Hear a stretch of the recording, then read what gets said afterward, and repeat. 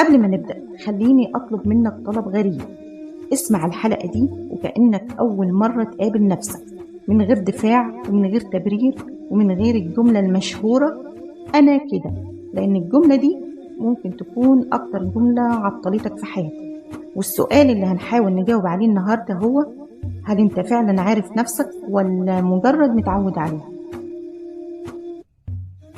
في ناس كتير بتصحى في يوم وتقول أنا عايز أكون قدوة، بس السؤال الحقيقي مش هل تقدر، لكن السؤال الأخطر: هل هو ده اختيارك فعلا ولا وهم اختيار؟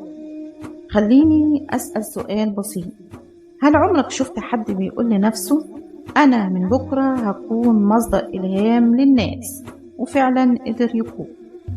ولا دايما بتكتشف إن الناس اللي بقوا قدوة ما كانوش بيدوروا على الدور ده أصلا؟ يمكن لأن القدوة مش منصب، ومش حاجة بتقدم عليها، ومش حاجة بتلبسها زي لبس جديد. القدوة حالة بتتخلق حواليك مش جواك بس. خلينا نفهم الأول، يعني إيه تكون قدوة؟ هل القدوة هو الشخص المثالي اللي عمره ما بيغلط واللي عمره دايما بيكون صح واللي دايما بيكون قوي؟ ولا يمكن القدوة هو الشخص الحقيقي اللي بيغلط بس مش بيكذب على غلطه، واللي بيضعف بس مش بيهرب من ضعفه؟ القدوة مش شخص كامل، القدوة شخص صادق بكفاية إنه يوريك إنك مش لوحدك. طيب هل أنت تقدر تختار تكون قدوة؟ نظريا تقدر تقرر إنك تمشي بشكل معين، وتتكلم بطريقة معينة، وتتصرف بوعي، وتراقب نفسك وتحاسبها، وتقول أنا عايز أكون نموذج كويس. بس خليني أكون صريح، ده مش كفاية، لأن ممكن تعيش طول عمرك بتحاول تكون صح ومحدش يشوفك أصلا، وممكن حد تاني عايش حياته عادي جدا بكل عيوب ويبقى قدوة لناس كتير وهو مش واخد باله. لأن القدوة مش بتتحدد من نيتك بس، لكن بتتحدد من أثرك. في ناس بتحاول تكون قدوة فتبقى مصطنعة ومحسوبة زيادة، وخايفة تغلط، وخايفة تتكشف، وخايفة تتشال من الصورة، فتبقى صورة مش إنسان. والناس مش بتتأثر بالصور، لكن بتتأثر بالحقيقة. وفي ناس تانية ما فكرتش تكون قدوة في يوم في حياتها، بس كانت بتعيش بصدق وبتجاهد نفسها وبتحاول وبتقع وتقوم، والناس لما شافتها قالت هو ده اللي شبهنا بس أشجع شوية. وهنا الناس اختارته يكون قدوة.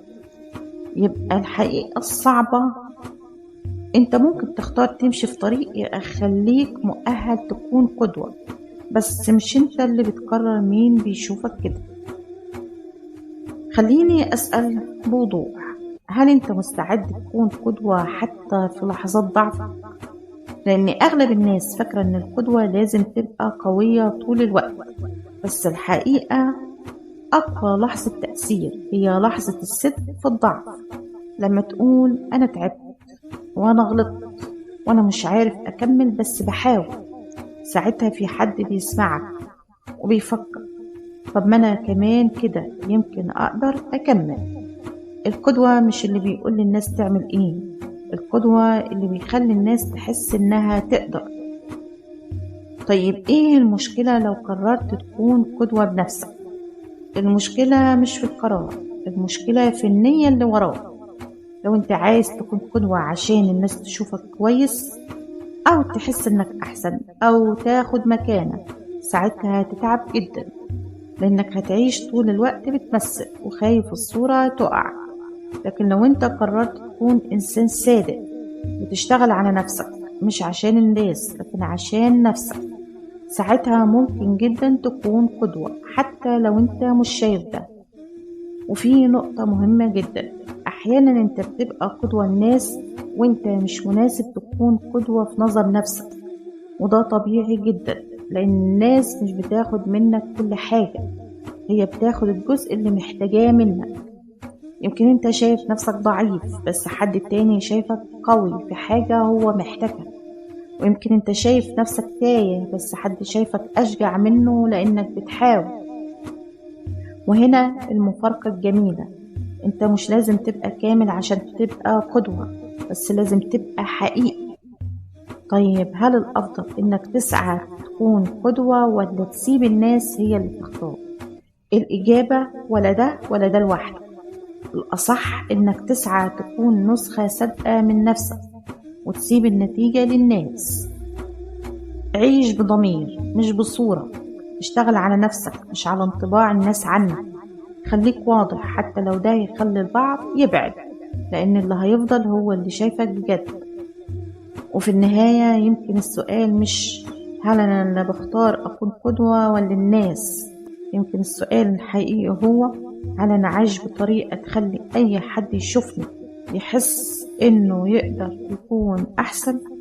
لو الإجابة يبقى أنت بالفعل قدوة حتى لو محدش قالك، ولو الإجابة مش عارف يبقى دي بداية حقيقية مش نهاية. يمكن مش دورك إنك تكون قدوة، لكن دورك إنك تكون حقيقي، والحقيقة هي أكتر حاجة ممكن تغير حياة حد من غير ما تقصد.